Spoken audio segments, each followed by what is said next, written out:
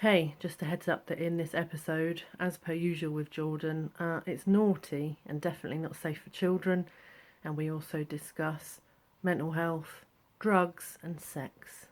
Hey, Hello. I got a surprise for you. You have a surprise for me? Yeah, you ready? I'm ready.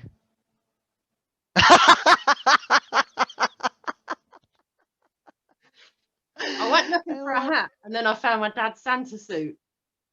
So I was like, amazing. let's do it. Hold on. I love your unicorn suit. It's amazing. It was only like $20 too. I've got to tell you, I've never dressed up as Santa before. I'm so hot right now. You're always For hot. those of you who can't see me, I've got like a wig, a beard, go and look on YouTube, and a whole Santa outfit. I can't. You having inappropriate thoughts about Santa now, Jordan? I've always had inappropriate thoughts about Santa. In his big sack. If you've got a beard and like this whole get up, like I've got a cup of tea here, and I don't know how that's going to work. I think I might Uh, have to take Time my for a tea straw? although a metal one. Save the turtles. Hashtag. Save the turtles. If you saw me on the street like this, would you know it was me? No, I would not at all. You look so put off. Do I want to be seen in public with this person as I'm over here in a unicorn onesie? I think we'd make a good pair. I even have a tail. Is it attached to a butt plug though? No, You've seen unfortunately. those. You can get a unicorn tail that's attached to a butt plug. I Same. have a fox one, but I don't have a unicorn one. The only Nice. unicorn one I saw was made out of like that like scratchy like plastic stuff, and I was like, I'm not getting that near my butthole. No. I'm thinking Christmas hats, and you show up full ass as Santa. Well, I went looking for a hat and then I opened this bag and I saw this is what my dad's used when my sister used to work at a nursery. And they needed a Santa. And my dad was like, oh, I'll do it because he's massive. He's so tall and he makes a good Santa. He's a big ex-rugby player type build. So I forgot he even had this and I came across it and I was like, this is going to be brilliant. I've never been Santa. I'm quite enjoying it. Look, I've got gloves. I I'm feel too quite high for this.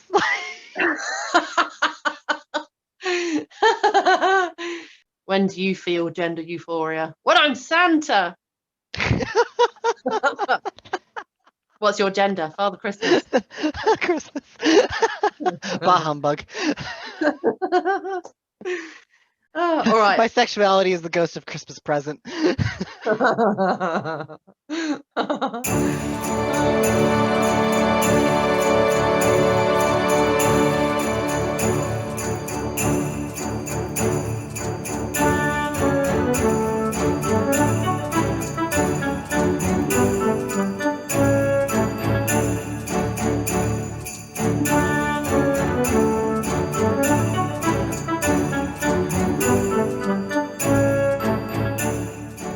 So, hey everyone, and welcome back to this Christmas special episode of the Transection podcast. And today we've got Jordan. Yay!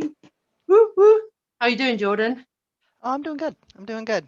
Things falling into place finally after a really chaotic year. So Yeah, that's I good. narrowly missed the COVID thing with my work. So I mean, it That's tested good. negative, but I don't know. I was sick, Yeah. but yeah, that was a good going away present from AT&T. It was like, see you later. Here's COVID. Thanks. Thank you. You want to tell everyone your good news about what you've managed with your fundraising and stuff? Oh, yes. So, yeah, I finally made a fundraiser for my top surgery, and I raised more than enough for like a deposit and to pay for about 1/4 of the surgery within a couple of days. And now I have a new job, and I signed up for my insurance, which kicks in January 1st, and it covers it.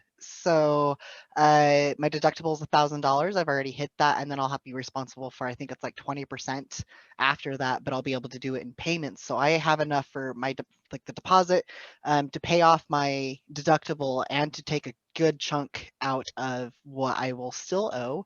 So my first appointment to get that started is January 28th. So Nice. Are you excited? oh, I'm so excited. My head's falling off. Yeah, I'm really excited. It's to know by the end of 2021, I'm finally going to be free of the chest bags. Yeah. I'm so excited. Are you going to have like a thanks for the memories party? Or I'm something? thinking so. Yeah, I'm gonna have like a yeet the teat party, Yeah. and everybody's gonna be required to be in tassels. Nice.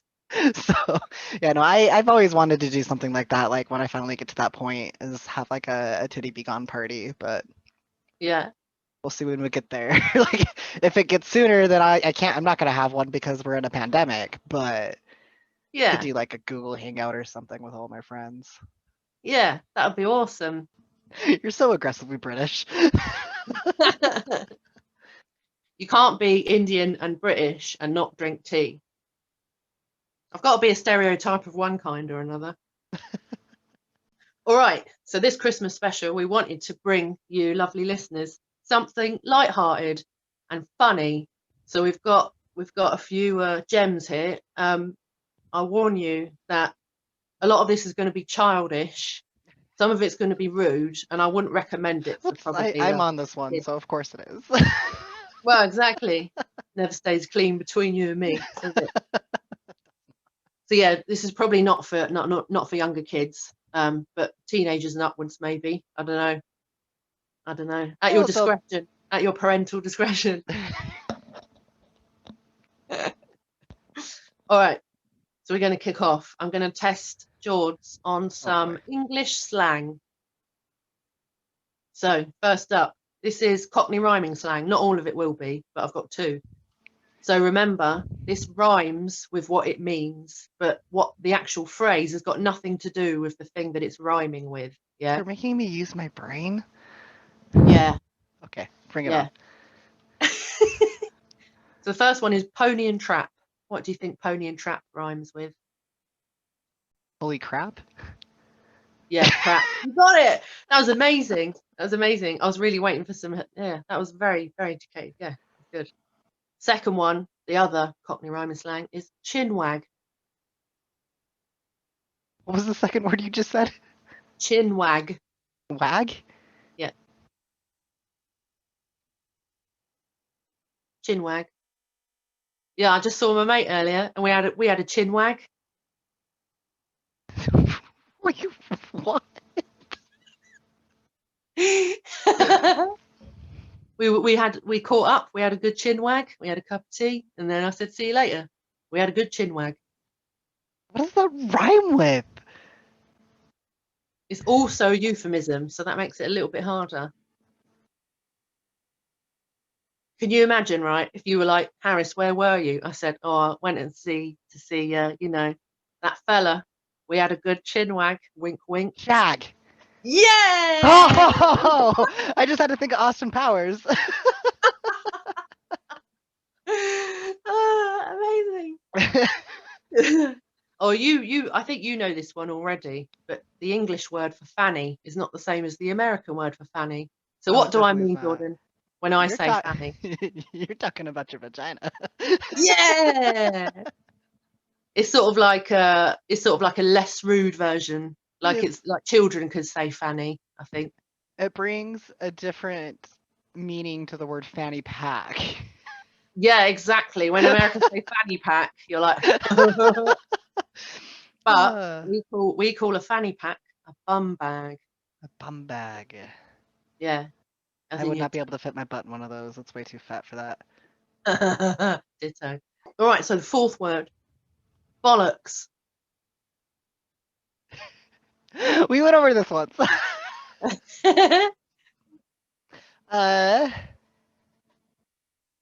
It's like a load of shit. No. Well, in a conversation, but as a body part. Oh. Was it the balls? Yeah. Okay. Nice. I was like, I'm probably so off. I was about to use it in a sentence and be like, cool, look at the bollocks on him. Yeah, That's what you would that say. okay, yeah. The balls. And the very last one of my favourite words that I use very frequently is bell end. It's interchangeable with knob, isn't it? Kind of. Well, kind When you're of, but using it, yeah, when you're calling someone that. belly part. Oh, I was just thinking, I was like, so we have an American word for it too. Of course, that's also what I use crusty sausage for. Lovely, love a bit of crusty sausage. Or what's my other one? Dry oatmeal, moldy toast, Yeah. a piece of soggy cereal. Yeah, bellend. I mean, it's just like, It's a particular part of the body. If you think of the shape being a bell, is it an ass? no, and it's a bell-shaped thing at the end of something. It's a bell end. The head. Yeah, the head of the Oh, dick. jeez. That just ruined that word for me. Or did it make it better? We'll find out. I'll get back to We'll you on find that out. one. Yeah, we'll use it. We'll use it later. You can have a I think stab. it's gonna end up happening on my stream tonight, and everybody watching is gonna be like, "What happened to Jordan? Why is he talking like that?" Oh God, what a bell end. Yeah. It's a good word. I think it's a good word that's not too rude, but you can say it with a lot of passion. That's why I like it. Now, when I see you saying that, I'm gonna be like, "I know, I know what that means now." Yeah. All right. We're on to our next section. Jordan, shall I ask you a question first, or do you want to ask me? I'm gonna ask you first. Okay. So, I would like to know your funniest sex story. All right. So this is quite an easy one for me because I didn't know that what happened was a thing. I'd never heard of it before. I was a teenager with a boyfriend at the time, and we were, doing what we refer to as horizontal jogging, i.e., shagging, and I relaxed, and then something happened, and then I went to move, and a sound came out of me. It was a queef, also known to the English of us as a fanny fart, and yeah, I was crying with laughter. It was the best noise I'd ever heard, and it really ruined the moment, but in a good way. And he was like, "Oh, come on, like, can't we just carry on?" I was like, "You're gonna have to give me a minute." I was crying, laughing, and because the first fanny fart I'd done wasn't all of it, so the more I laughed, little bits were then still coming out. So that was the funniest moment for me. And I came home after that. I think I said to a few people, I was like, I told them what happened, and they're like, "Yeah, that's a fanny fart." And I was like, oh, "I'd never even heard of that. I didn't know that was a thing." So yeah, it ruined the experience for him, but for me, it made it better because it was funny. All That's right, probably like one of the most common funny ones. Is it probably. involves queefing, It's fanny so rumbles. What about you, Jordan? What's your funniest? I was gonna involve one of those, but I have another one that's kind of like not funny as in like in the moment for like those of us actually having sex was funny, but like in retrospect, it's kind of hilarious. Yeah. So my roommates and I have this thing when we kind of get into a little bit of an innuendo moment, one of us will go Taylor Swift nose. When my roommates very first moved in, like they'd only been here for like 2 or 3 weeks, uh, I had moved my bed so it was like up against the wall to their room, and that's where Steven had his computer. And then up above his computer on the wall, he had like this oh, I just lost the name of it, like twine, little Yeah. like string, and then had like pictures of Taylor Swift. Right. And so he's like on his computer or whatever, and I invited over he was an ex-boyfriend that like I knew I needed some, but I didn't want to like go through the effort of like finding someone. So I was like, hey. And so he ended up coming over, and I mean, he was like, really mad at me for how we broke up, which, I mean, understandably, he should have been. But so it was, really aggressive sex. And I had just gotten a brand new bed. And so this is like the first half of the funny part as far as like the actual sex was happening. But like, it's a brand new bed. And I had like a memory foam topper, and then I had kind of like more silky sheets. So as he's like destroying me, my hand's like, and I'm like sinking into my new memory foam like mattress. But I mean, there's memory foam has a limit on what it'll take for like motion and stuff like that. So it's like I didn't think it was as bad as it was, but in the other room is Steven at his computer. I think he was playing Sims or something. And Taylor Swift on the wall is going and his monitor's shaking. And so then like the next day, they're just kind of like we're awkwardly like sitting at the breakfast table, Steven's like, so how was last night? And so now whenever like we get into a point like where I make like an aggressively like sexual comment or something like that, just one of us will just be like, Taylor Swift knows. So you're never going to live that down. No, probably never. And it's just I've had some like a lot of really funny moments with them involving my escapades. I mean, obviously it's been years now since because I'm, all by myself. But yeah, there's times like that. There was one time I had a guy over and I was in like the bathroom or something, and Steven walked out, and the guy I had hooked up with had left the door open and was just like chilling on my bed in his boxers. And like Steven walked out and was like, oh, hello. No shame. No No shame. shame, no shame at all. And so there was that time, and they also heard him through like because at this point we had just moved into this apartment and we had the AC, the central air, so we have like air vents, and of course we're like right connected like that, and so I hadn't thought to make sure that the vents closed if I have a special visitor. And he was just like, he made these noises. I was like, while he did it. And so Steven was able to hear him doing this as well.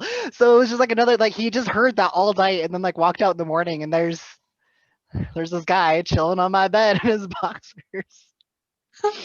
And then another time when when Steven and Liz got married, we ended up getting pretty drunk and I didn't want my best friend to drive home drunk. So I took him home with me and we ended up hooking up. And he had been my best friend for like years at this point, like 2 or 3 years. And so then the next morning, I'm like, okay, let's hurry and leave before Liz and Steven show up, and I don't have to do the walk of shame, And like as we walked into the hallway to leave, Liz and Steven opened the door, and we're all just like, Good morning. Good morning. "Good morning." They just kind of like look at me and look at my friend, look at me, and it's just like, so how was your night? And so just like he always ends up having these like really super awkward moments.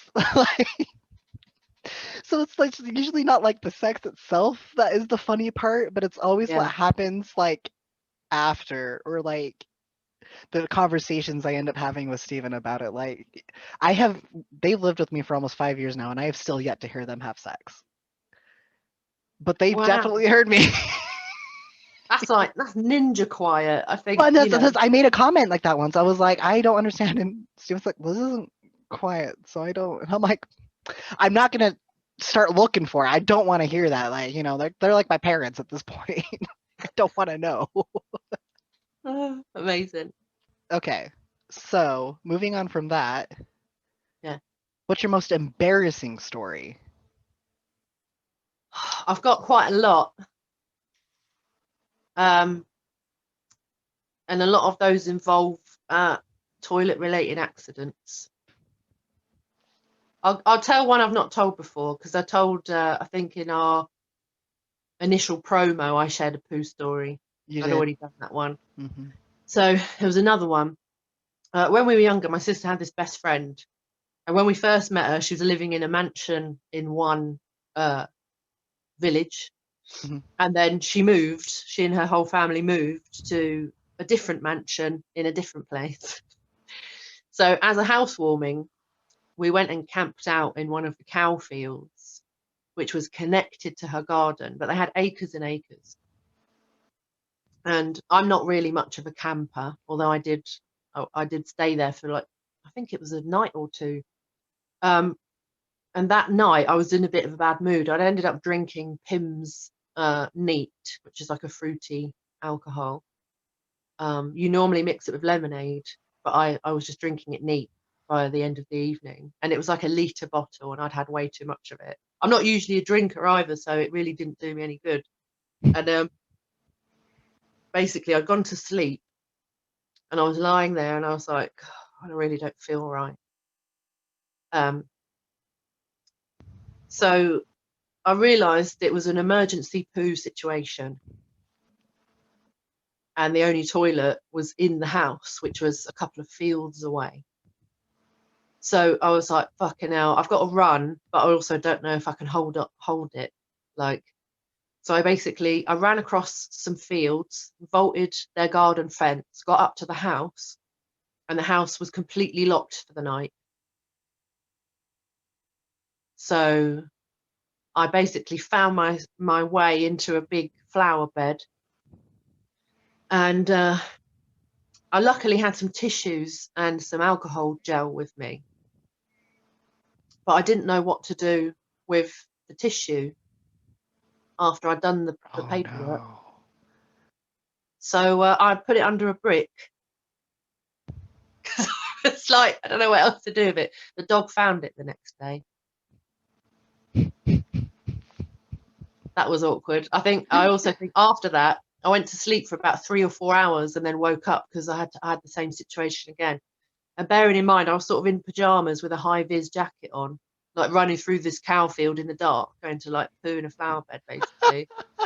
And yeah, I had some explaining to do the next day. I was like, listen, I'm really sorry. And they were posh. They had like manicured gardens, and there's me, this like proper like Taking scruffy a dump in bastard the flower bed. taking two shits in their flower bed.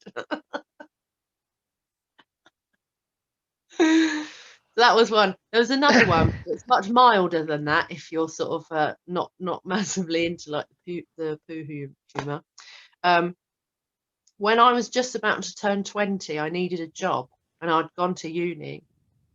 And I'd always fancied going to strip for money because I just really wanted to know what it was like. I was just really curious. I ended up having a great time. I did it for about 5 months. But the very first time I was on the pole, I'd really scrubbed up. I'd put, like done my hair really nicely and got false nails that I stuck on myself, as was the fashion then. And it was my first dance on the pole. And like, so you would go on for 6 minutes. Every song, they would play the first 3 minutes of every song. And you'd go on for 2 songs. And the first song, you would dance in your outfit, whatever you were wearing, in your shoes. And then for the second song, you would release the titties and continue topless. So I was doing that, but quite a few times I could feel my nails pinging off. So my very last move as I finished this dance was to kind of sort of arch backwards and kind of be looking upside down so that I could my face was close to the stage floor, so I could find my nails. I think I lost 3 and I could only find 2, so I grabbed them, got off the stage quickly for the next person because they were waiting. And as I'd got off stage and was like just about to go and put my bra back on, this random bloke came out of the audience and like basically reached out and he was like, I think this is yours. I think this is yours. I was like, Hands you the nail. I was like, yeah, thanks, mate. That's incredible. Amazing. So yeah, I've got quite a few like that. Oh, another one. So my friend Amanda, well, I've got 2 friends called Amanda, but this one, she's Irish. She's from Limerick, I think, originally. And she and I get on like a house on fire. We're very different. She's got a lot of energy, and she's a big sort of like, she wants to be where the action is, whereas I resemble like a funny sloth most of the time. And we ended up working in a hotel in the outback last year in Australia.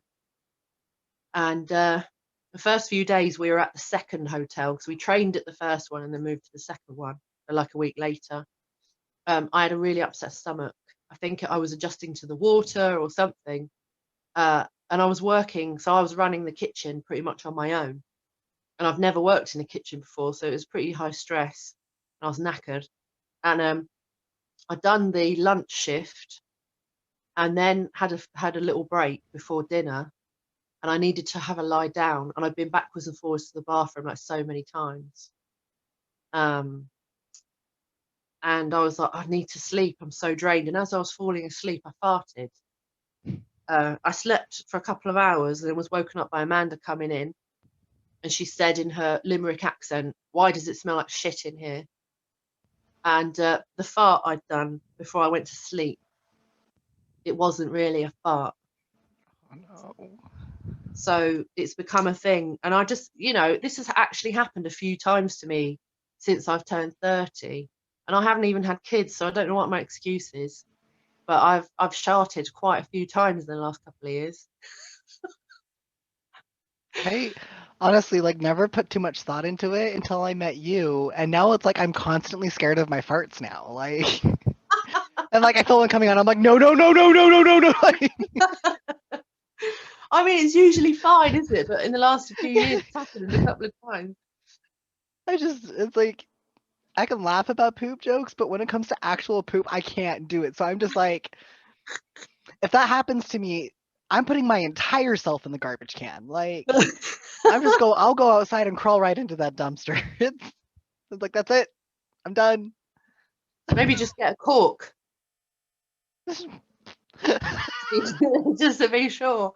Why are you waddling? I'm just really scared of sharting. Got a cork.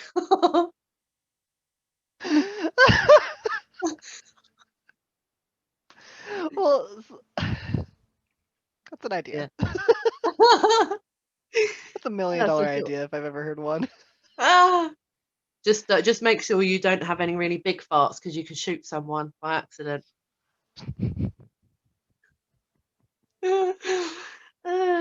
Jordan, what's the naughtiest thing you ever did at school? Okay. Which way do I want to go with this one? You can pick a couple if you like. Christmas, go for it. Okay, so the naughtiest like sexual thing I ever did at school was, oh, my mom's gonna come and ghost beat my ass right now, but it's okay. So I had just gotten caught having sex like 2 weeks before prom, and that was super, super against my religion, like super against. But that's like one of the worst sins you can do. They say that having sex before marriage is akin to murder. So yeah, like it was a really big deal. And so my junior prom, So my boyfriend obviously was my date. The people we had to go on our pre-prom date were my brother and his soon-to-be wife. So we had dinner at like my parents' house, and then we had like 10 minutes or something like that to get from my house to the venue, and then I had to call my mom when I got there so she could hear the music in the background, and then I had to call her like every 5 to 10 minutes the entire night. Wow. So then I called her and was just like, hey, we're on our way home. I'm with insert names of my friends that she approves of. We're going to go get some ice cream. Then I'll be home. It'll be 30 minutes. She's like, okay, call me when you leave the ice cream place. So I was like, okay. And then in the parking lot of junior prom, in his dad's truck, we had sex. Made it home. It was fine. No one was any the wiser. Nope. I think that's one that I didn't get caught on. I think I got caught like all the others, but I think that one I was good. But so then in naughty, as in for legal purposes, I'm not saying the truth, quote unquote, things that I've done. This is for entertainment purposes. Entertainment purposes only. This is a parody. So junior year was like that was like my roughest year.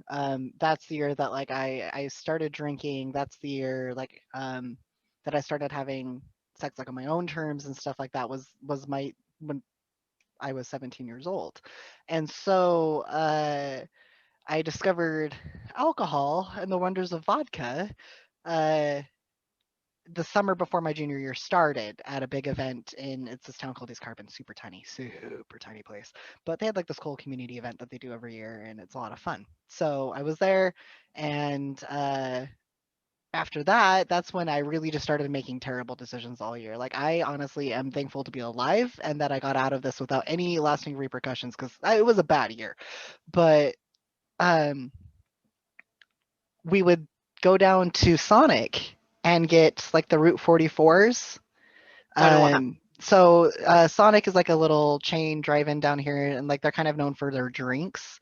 And Right. so Route 44 is like their biggest one. It's like this huge. I mean, it's like you think American big and then double it. Like that's how big this freaking drink is. And so I'd get one of those and drink it down, and then we put vodka in it, and that's what we would, carry around school. So like the amount of like sporting events I turned up to like that, like I never actually did it during school, but I did it at school events. And I had even done at one point where Nicole, please don't kill me. Me and a couple of the other trail team girls had got a little tipsy before a performance. So that's definitely the naughtiest thing that I had ever done in school. I was actually generally pretty much a good kid. Yeah. I've always taken like my education very seriously. Former gifted kid over here with ADD, but so I actually behaved pretty well. It was always like after school, in the middle of the night, or like I was gonna say on field trips, but I actually behaved on field trips too. I was way too scared of like getting in like actual trouble to Yeah. do anything like at school. But the amount of times I snuck out in the middle of the night to go over to like the local neighborhood drug dealers to hang out and drive to a different county to hook up with my boyfriend. Like, oh yeah, like I was terrible outside of school hours, but during school hours, I was an angel. I did skip seminary a lot. I did do that. I did slough seminary a lot. The band teacher would help us. She would write me excuse notes So remind us what that she seminary needed my is. help. So seminary is like it's like a religious class that you can take in Utah because it's run by Mormons. It's actually a class you can take during school hours. So one of my classes, I would go and we would study like you took it for 4 years, and there are 4 books of scripture in the LDS religion, which is the Old Testament, the New Testament, so the Bible, the Book of Mormon, and then the Doctrine and Covenants. And so each year you would study one of those things. And so yeah, the band teacher was I wasn't even in band. She just knew me because all of my friends were in band, so I just was always kind of like grouping around. Plus then drumline helped the drill team for like stuff, so it's like we knew them. But so she would always write me excuse notes saying that she needed me to help out with another class and would get me out of seminary all of the time. Or on classes, the days I did go, me and my friend Jason Kitchen, we would jump in my car because it was a separate building, so we'd have to like leave the high school and then walk up this little hill. But we would jump in my car, and then we would go to a grocery store and get donuts, and then we'd grab like the little Starbucks glass things, and I chugged that because coffee was bad, not allowed to have coffee. And I'd chug that by the time we got back, and then we'd be like 25 minutes late to seminary, but we brought everybody donuts. And one time we actually ended up getting locked out of the classroom. The teacher just shut the door.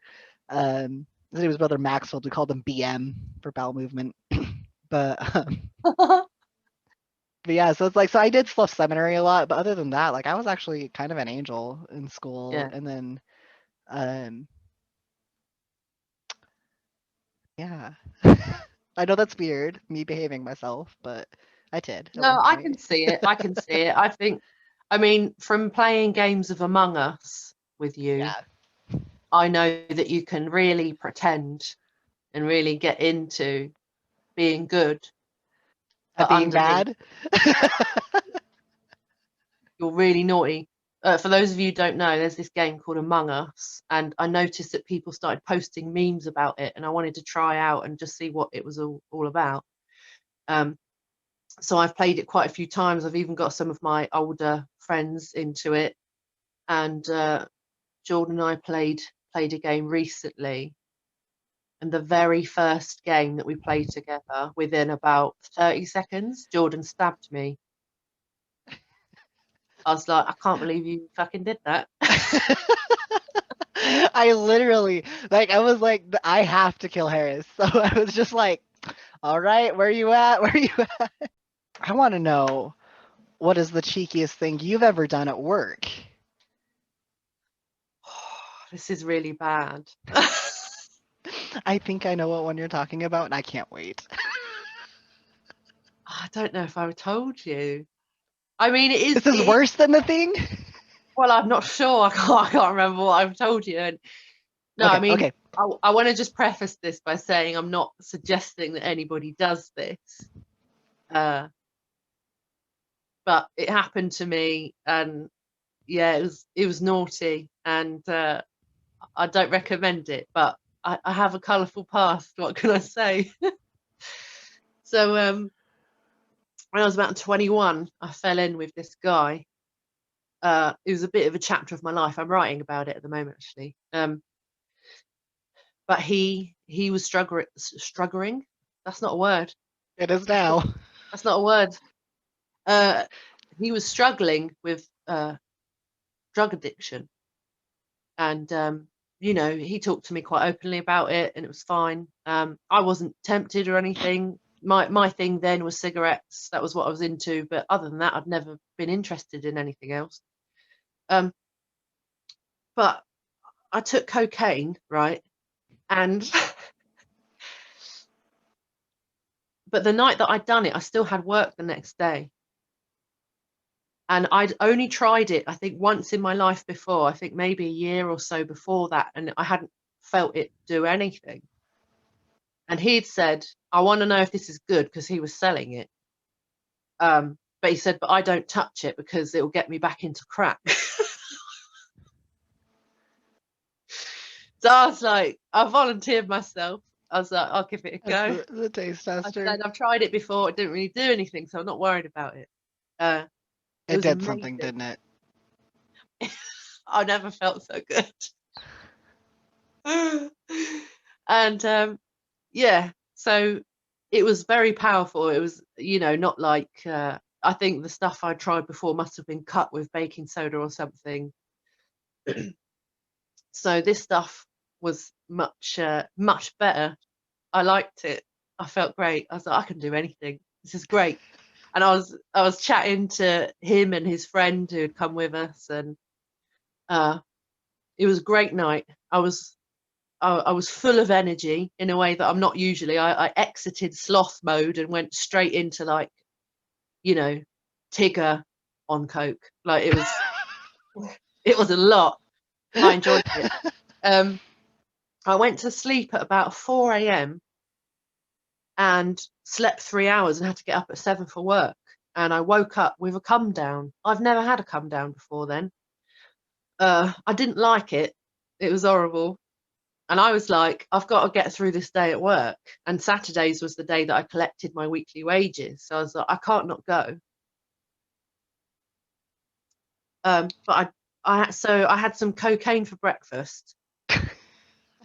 Cocaine for breakfast. I was like, as a bit of a pick me up. And I got to work, and I was like, I didn't have too much, just enough to not feel shit. But I did turn up in a good mood, and I was like, how's everyone doing? I was like really extroverted, which was, I'm an introvert. I've only learned really to be sociable now I'm older. So then it was very out of character to be so energized and enthusiastic. It was really out of character. They didn't say anything, but I noticed it got to about lunchtime. It was only a 6-hour shift. Got to about lunchtime, and I was flagging really badly. I hadn't had a lot of sleep, and the drugs were wearing off. So I brought some with me just for such an emergency. And I went upstairs and cut a line off the back of the toilet seat just to pick me up for the last few hours of work before I could. So I did, and I got away with it, and nobody caught me, and I felt very guilty about the whole thing. But I didn't know how else to deal with it and not let work down, and also not get myself in trouble at the same time. So I just, yeah, I did. Did a I did some little coke, did some cocaine. coke at work. Yeah, I think I for the mean, rest of the weekend I was on it. It was great. I had a good time.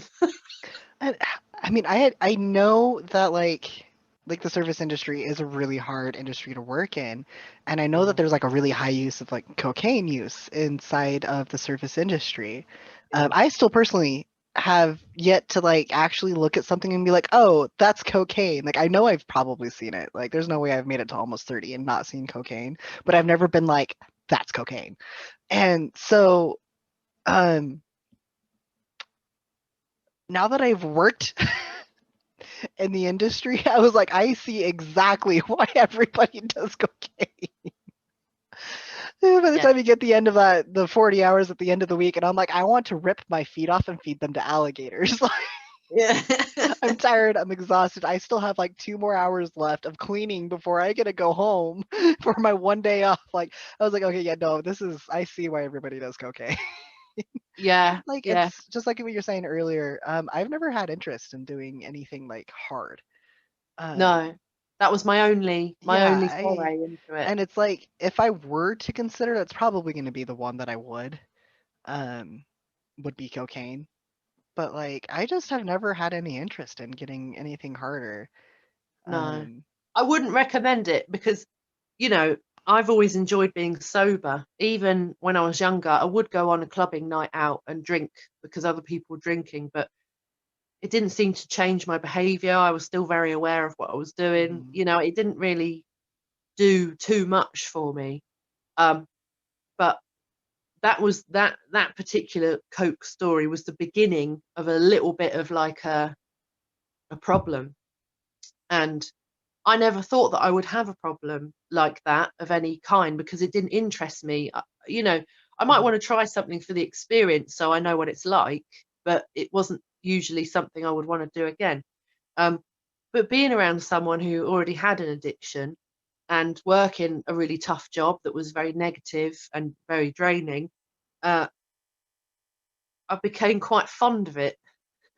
And one morning, he had gone across the road to go and get some cigarettes from the shop. And I thought to myself, he'll be gone at least 3 or 4 minutes. I reckon that's enough time to get into his stash, rack up a couple of lines, have them, take them, and then put all his stash back before he gets back. oh, you were bad. So I'd only ever done it in total maybe 10 Yeah, times. But he came back, I but you went looked him pretty in the quick. face and I said, I've just done this. I told him what I'd done. He said, "Do you think you're losing control of it?" And I said, "Yeah, I do. I am." So I never took it again after that. I never touched it. Good. So I would say be really careful. It's drugs are addictive because they're very Moorish.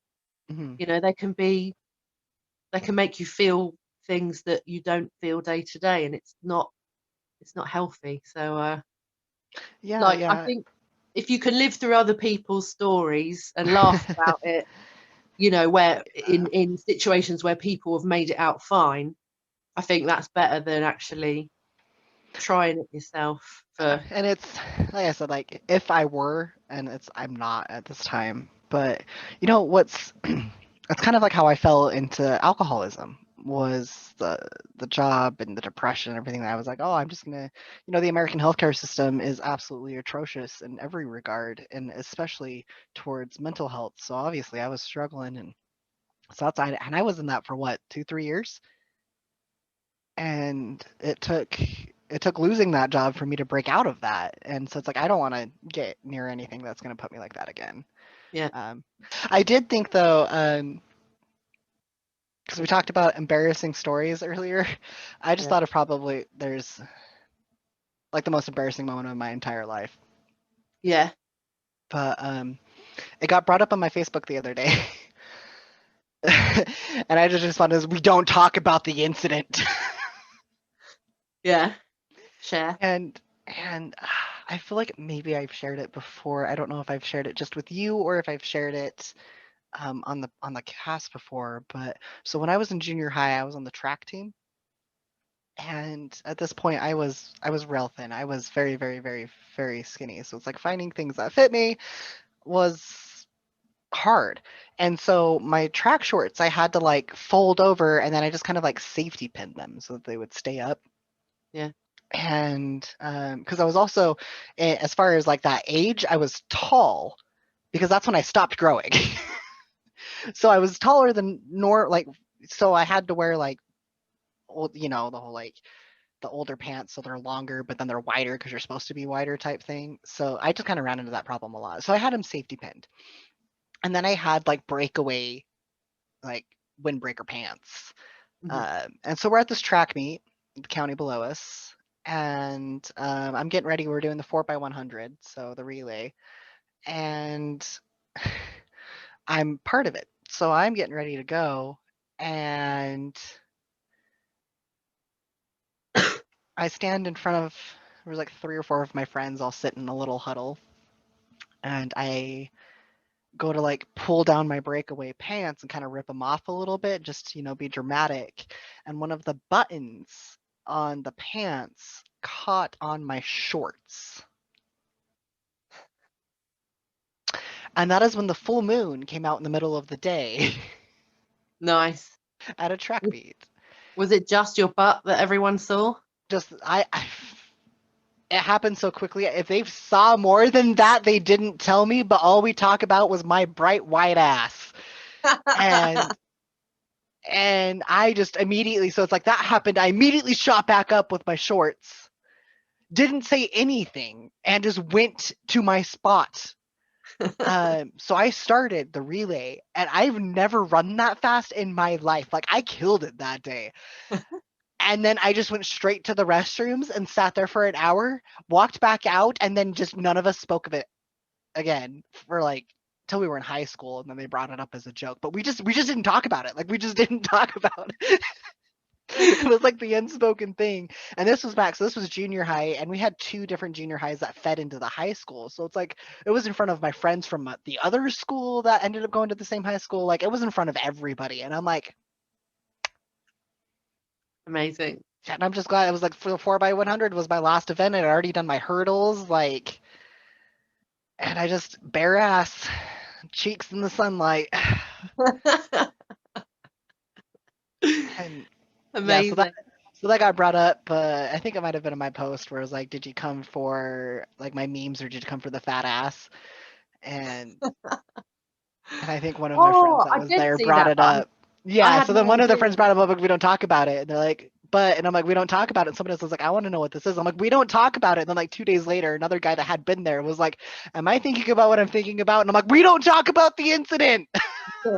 No. And now here I am talking about it, but yeah. I mean, to be fair, when you shared that thing, you hear the memes of the fat ass. I was just like, I just thought that's something you would say. I didn't know it would refer to a specific thing. I just thought that's just Jordan being Jordan. That was just me being me. And then I think it was Sydney had to bring up the track incident. And I'm just like, Why would you do that? why would you do this to me? Why would you hurt me in this way? Tell me what you're looking forward to, Jordan, in 2021, and what are your hopes? And Why do you make me go first? I'm the bottom. oh, Okay, what am I? Okay, obviously, top surgery is coming next year, that's the cherry on next year.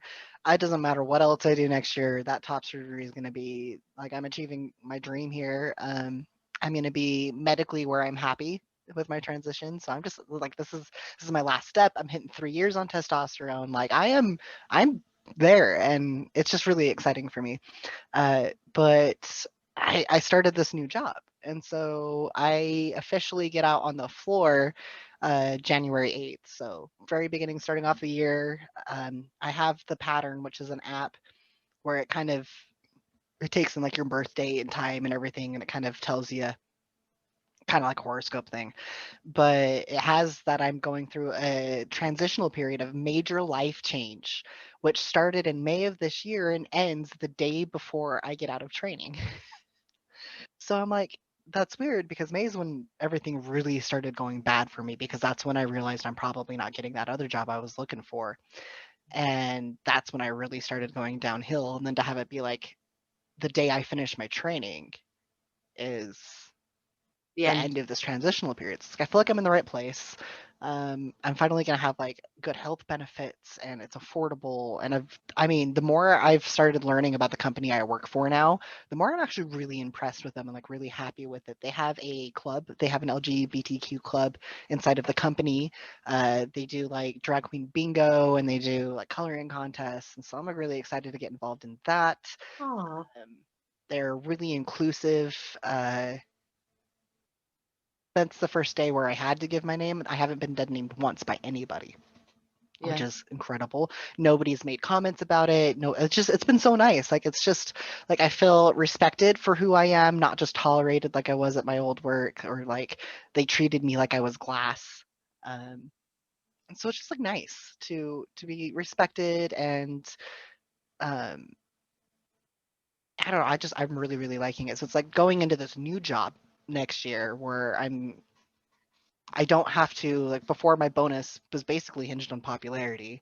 Here my bonus is set, nobody can take it from me. I earned it, I do it, and I can track it, know exactly what I'm getting. I don't have to sit there and chew my fingernails all year hoping I get enough in my next bonus because it was structured that way. So it's like I feel like 2021 is going to be a good transitional year for me. I turn 30 next year. I feel like I spent a lot of time this year being frustrated with myself because I was like, oh, I'm actually by 30, I'm going to have my life together. And then, of course, it all fell apart. But I think it all fell apart so that I could have everything together. And it doesn't look the way I ever thought it would look, but I'm better for it. Mm. Especially like I just started therapy again and I'm having a phenomenal time with that. It's definitely been the hardest therapy I've ever done, but it's been the most rewarding therapy I've been through. And I'm slowly allowing myself to be safe in my own mind. I'm being kinder to myself. I'm letting go of a lot of eternal trauma I've held on for a long time that I didn't even know I had. Like I have trauma that I didn't even know I had trauma for. And so I'm going into 2021 like a whole new person. And I know everybody says this every year, but this is going to be my year. This is going to be my year. I'm going to accomplish my goals. I'm going to just blow through this work. They have a very quick, if you put in the effort, very quick like way to move up through the ranks, which I'm hungry for it. So I feel like I feel like this time next year I'm going to be such a different person. I don't even know if I'll even recognize myself anymore, but I'm Yeah. going to be someone that I deserve to be. Yeah. So That's lovely. I'm really yeah. excited for you. I definitely. It's funny because after that whole thing with the X and the drugs and all of Mhm. that, my life completely fell apart, and it sort of.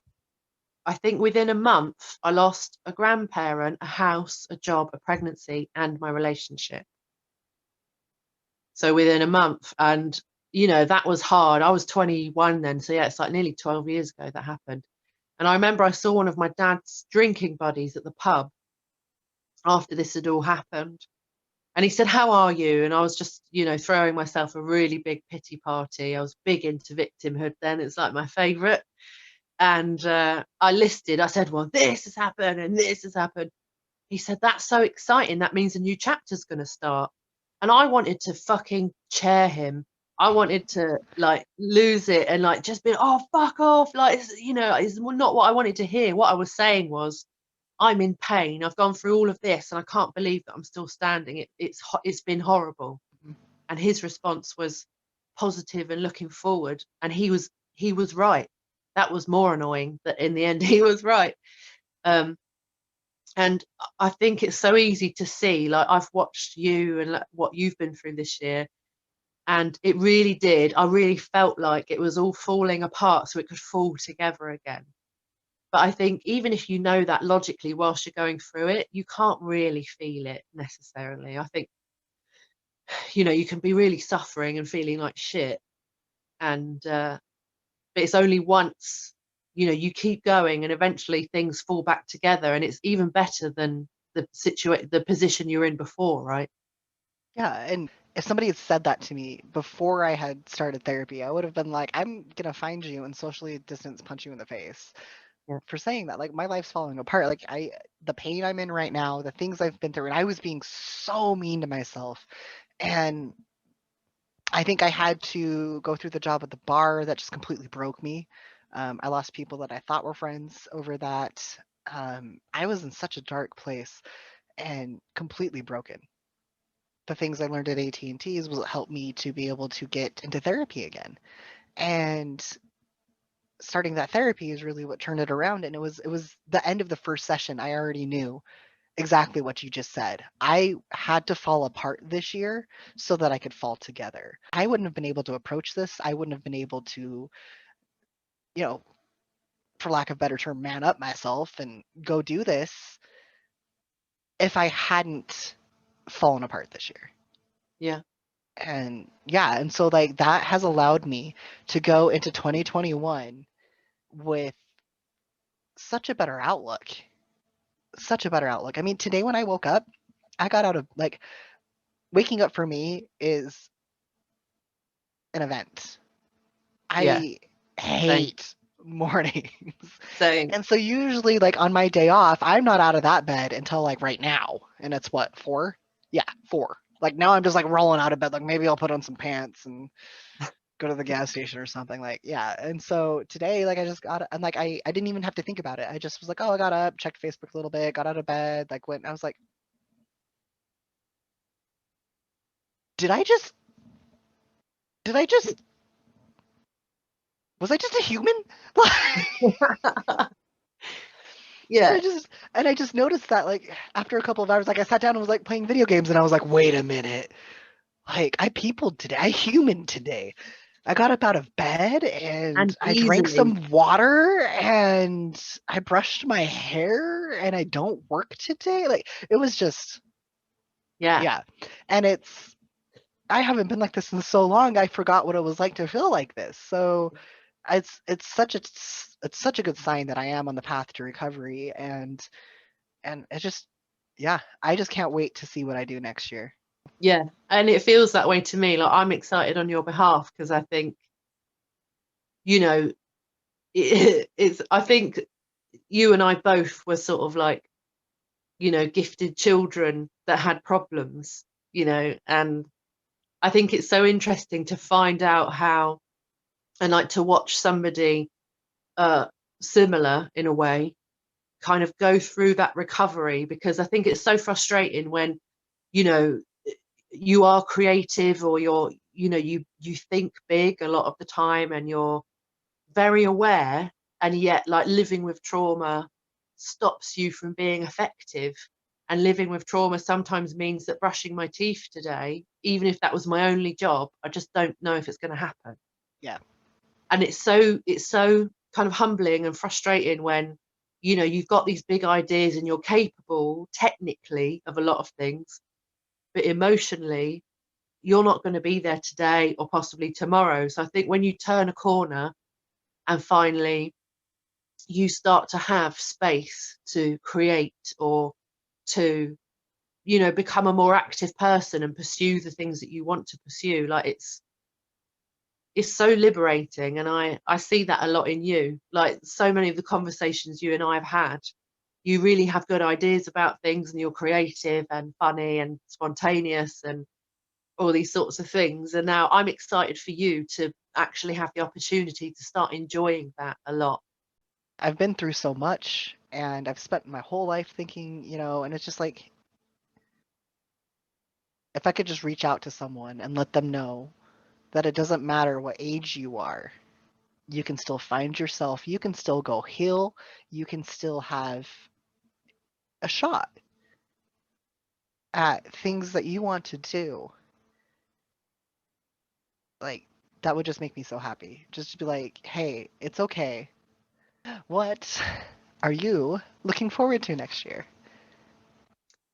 So next year is what I'm gonna have in February. It will be my Jesus birthday. I'll be 33 in February. Oh, So there's only two ages that I've ever been really sort of aware of getting older.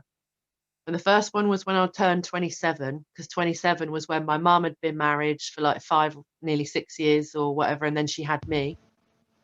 So I was all like, "Oh, mummy, I haven't done anything with my life, and you were married and you had a house, and you were having me." And she was like, "You have 3 businesses," and I was like, "Okay." okay. I was like, "Oh, okay." So I got over myself pretty quickly. It only lasted an evening, and then I was okay. And now, like you and I aren't religious, but it does play on my mind that Jesus had made quite a name for himself by the age of 33. And I would like to be not I don't want to be the Messiah. That's quite a big job. I don't think I'm up to the task. But I think I do share a lot of values of, you know, real radical love of like other people and yourself.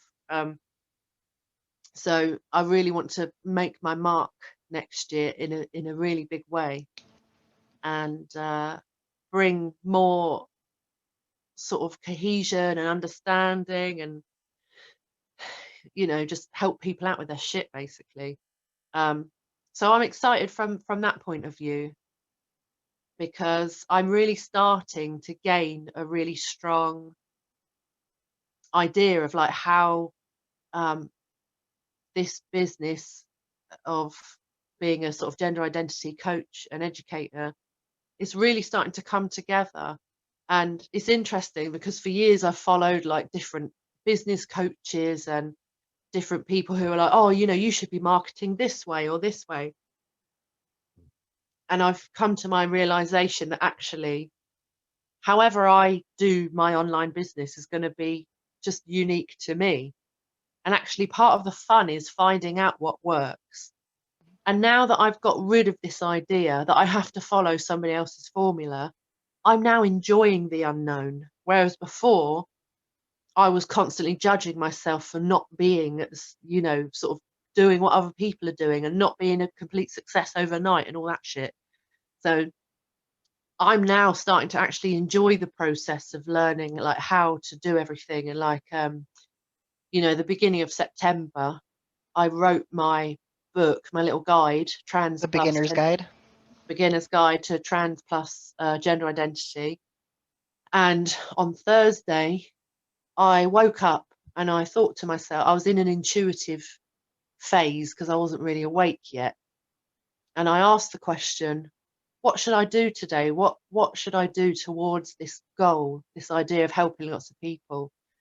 And I just got this little thing that was like, just see if anybody else wants a copy of your book and it's free.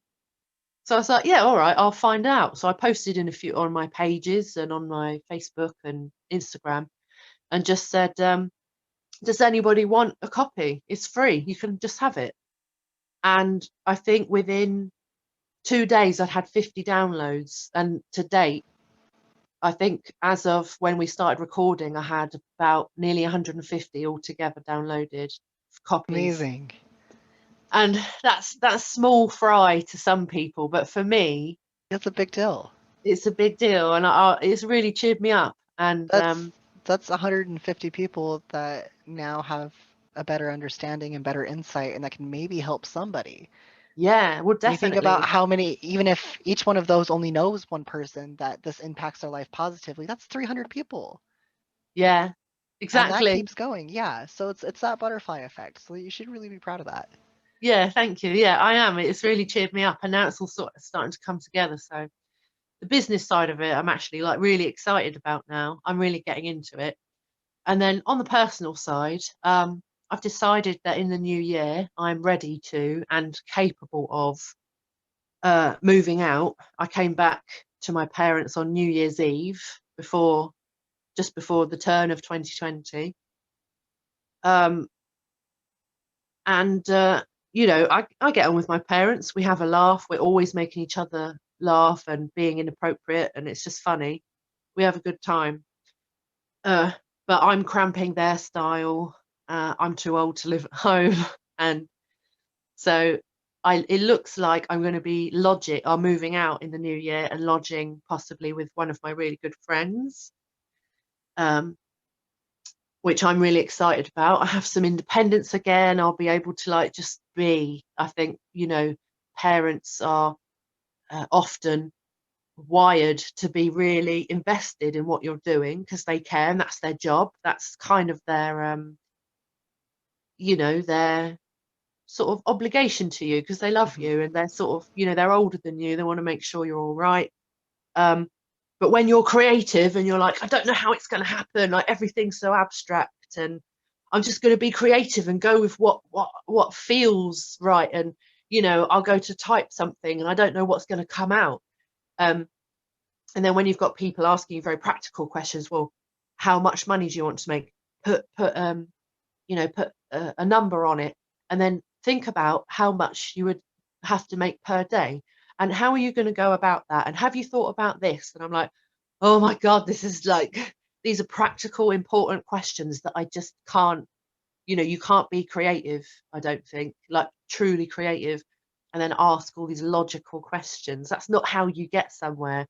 You have to create like from the heart and from your intuition, and just do with like go along with what feels right, and then and what you're inspired to do, and trust that you'll kind of get there. So I think I'm much better at doing that when I'm when I'm in a house where I'm not somebody's child.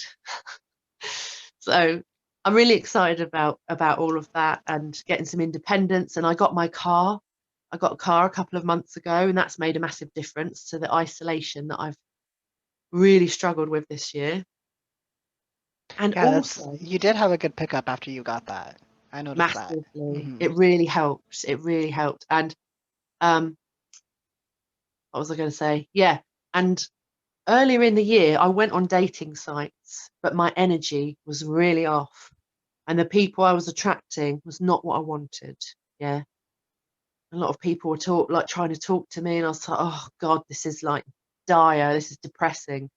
So I feel like my energy, my picker was off. So I closed everything down, left it for ages. And one day something shifted, and I went, I wonder what would happen. I'm curious. I'm curious what the possibilities would be. And I really was curious, and I didn't mind. I didn't have I wasn't attached to the results. And as a result, the people that have contacted me this time around, I've been using the exact same profile and an exact same platform. And yet this time, just because I feel differently and my attitude is different, I've been talking to lots more appropriate people and people that are really interesting. And in fact, hopefully will be going on a socially distanced date within the next week or so. So I'm really excited about that. I think just the fact that my energy is different, and I am already getting different results because I'm in a different frame of mind. Yeah, I'm looking forward to meeting somebody. I feel like the timing and the feeling of it is different now, and it would just be lovely. Like I mean, I've got a lot of friends, and they're sort of in their 40s. They're not interested in a relationship. They're very happy on their own. But it's the one thing I think that I've always known that I definitely wanted, and I really look forward to it a lot. And it would be so lovely the next time I get an invite to a wedding to have a Date. +1. Yeah, I feel Because good. I feel like you're going. I feel like this is going to be good for you. thank you. I feel Yeah, like I we're mean, kind of like running in parallel right now. yeah, definitely. I think this year's been really hard, and um, I don't like to make these sweeping statements because I think it could cause me to forget all of the good things that have happened and all of the amazing moments that were totally worth it. But I'd be lying if I said that I'd had a great time this year. So I think similarly to you, I'm just looking forward to a new start and to kind of like close the door to this year. I honour it. I do honour it, but I'm really over it now. It's definitely. I think a lot of people have taken their opportunities, including me and you. I think we've taken our opportunities this year, and we should definitely be proud of it. But I think the kind of year that I've had in terms of the things that have been hard, I would not wish on anybody. Yeah, like I'm glad to have had the experiences I've had to make me who I am now and to get me to where I am now, but I never ever ever ever ever ever ever want to go through this ever again. Yeah, Like I'm thankful for the growth it brought to me, but it sucked. It yeah, doesn't make it suck any less. yeah. So yeah, I definitely feel that. Like I definitely don't want to ever think about this ever again type thing. But No, like, there were good things this year. Like I did have a lot of good moments, but like yeah, hard. I am who I am now and I love who I am now, but I just, I could go without ever going through something like this ever again, ever. So, Yeah, I feel that. but Jordan, have you got any words for people who've had a tough year, or they're sort of still in the closet, or they're dealing with their own identity? Have you got any sort of words of encouragement? um definitely reach out to those that you can. If there's no one in your real life that you trust, make sure that you do have a couple of people online that you trust, that if you do ever get to a point where you feel like you can't, or you feel like the world is crushing you, or you need anything, you need those people that you can trust enough to reach out to, because I know when I'm bad, it's hard for me to reach out. But reaching out doesn't mean saying, "Hey, I want you to fix me." Don't think that people are going to think that. You can reach out and say, "Hey, I need some memes. Hey, I need some cookies." Or just like, "Hey, I would like to see a video of a cat." And if you have friends that you trust in that way, they're going to know what you mean without you saying it, and they're going to be there for you. Being there, and this goes to someone if you are worried about someone as well, being there for someone who is at their lowest, who is scared, who is in the closet, who is trying hard to exist in this world, doesn't mean that you have to be a therapist for him. You can still be a friend and be there for him. So it's just the little communications. It doesn't have to be anything huge. It doesn't have to be anything really meaningful. Just a conversation. Check on them all the time. Send them memes. I mean, sometimes when I get bad, I have a friend that just will just send me a GIF because they know. And that's all I need to keep me through that few moments. So just take it moment by moment. Don't think too much about how much it hurts right now. Reach out to your friends, because we're all going to get through this together. The only way we're going to make it is together. Yeah, And it will get better. yeah, One day you will be out of that home that has you in that closet. One day you will be out in the open with people who love and adore you for who you truly are. And it may seem far away, but just take it moment by moment. And if you need someone, we're here for you too. yeah. I second that. I would also add that, growing up, I didn't know any other trans people. So for me, I was the first one that I ever met. And that was really isolating. However, finding support groups online, I now have so many non-binary and trans friends, So like many. so many. And I mean, Jordan, you and I have not yet met in person, Nope. and yet we've done loads of work together. We talk all the time, and we've worked together for years. Yeah, Harris is one of my absolute best friends, and we've never met in person. Yeah. So I think you've got to be careful. Obviously, like online Yeah. safety is a thing, but you can, there are lots of genuine people out there who, uh, are looking for friendship too, and they're open to it. Like I feel inundated now with friends and people who get it as well. Like I have such a good community now of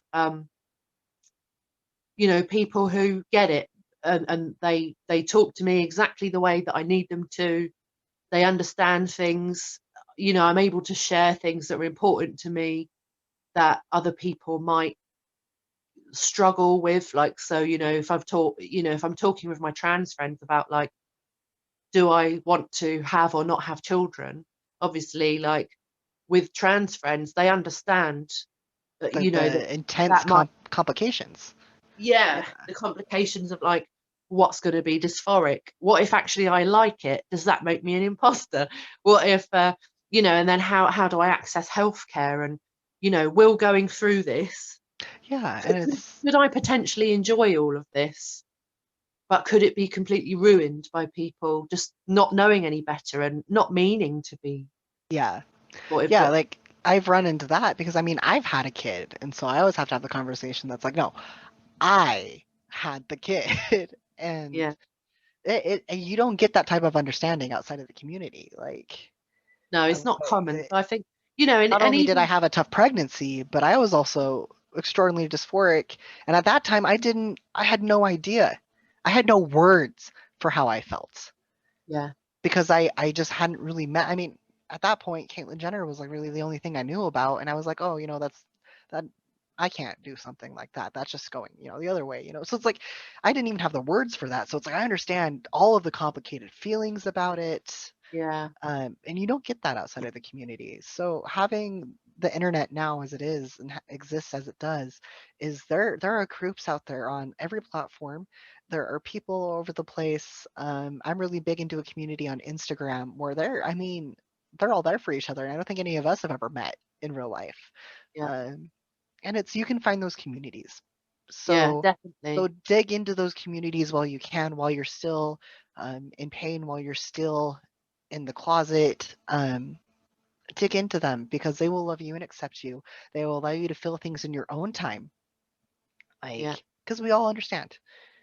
Just having a yeah, mutual understanding can change an entire interaction. yeah. And I think being willing as well to be creative. So, for people who might be on their own at Christmas, there will be other people on their own. Like, you could do a Zoom dinner. You could all time it. You could all Uh, sit and have dinner with a bunch of other people. You could organize quizzes and party games and stuff. Like, so much of my interaction that I've needed from other trans people, my trans friends, I've initiated loads of those things. So if you can't find what you're looking for, then maybe you're supposed to create it, And I'm yeah, an introvert. I don't this it wasn't an easy thing for me to do, but it was, like, highly valuable. And hmm, actually knowing that I could do that, and I can, I've now got we've got a support group that's got like 1,500 people in it. Another general group that's growing as well. There's people around all the time. I think if you can get over the fact that it's not going to be in person, especially during a pandemic, actually there's an entire life you can have that is really affirming, with people who are probably never going to slip up, or it doesn't even come into it. um so I would say, like, be really proactive. I think it's okay to acknowledge the isolation. I think it's okay to feel pissed off at the hands that you were dealt in the time that you live in, but don't live there, don't stay there. I think be proactive, be determined to create a life that you want yeah. with people that you would happily share it with.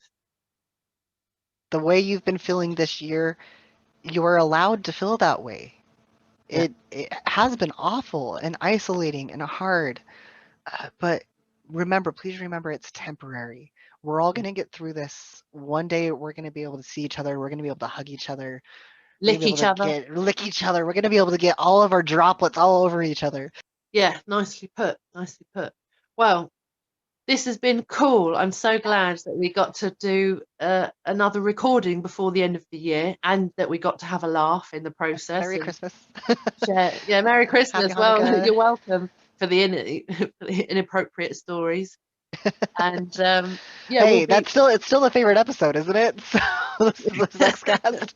So You know what? Did I tell you this? I think it was episode 9 of season 1, the sex cast that we Yeah. did, I think in total that was our most popular episode ever. I'm And not we were surprised. so rude. My mum loved the bit where I said, or I was saying to you, I was like, Jordan, I want you to go traveling and, you know, just be in a place where you just get to be you and you've got no history and you're just like in a mosh pit full of dicks. And I heard my mum laughing, I think a little while after we'd released that. And I went into her bedroom. I was like, why are you laughing? She's like, I'm listening to the Transection podcast. Have you heard of it? I was like, ha, ha, ha. Like, what are you laughing at? And she just looked at me and went, mosh pit full of dicks. Much And I was like, full of oh.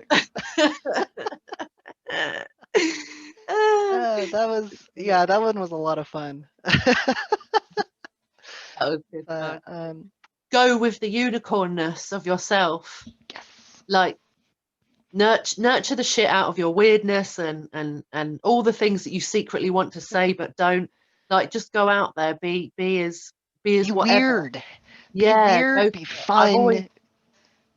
I've always been weird, and do you know what? It was never a bad word in my house to be weird. I've been weird my whole life, and I have a great time.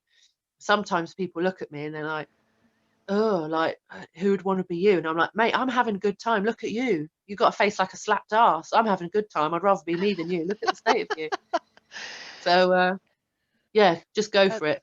So for those who haven't already, you can follow us on Facebook, the Transection Podcast, also Instagram at Transection Podcast, and Twitter at Transection P. We also have a TikTok, which I think is at Transection Podcast. We don't use it very much, but we're on there if you want to connect. And if you want to get your copy of the Trans Plus Beginner's Guide, it's at mooksharrishill.com/PDF. It's free. There's a free masterclass on the very same page as well. It'll walk you through the whole thing. And as Jordan said before, if you need anything, you need any guidance, you want somebody to talk to, get in touch with us. We're online every day. Both of us are social media strumpets.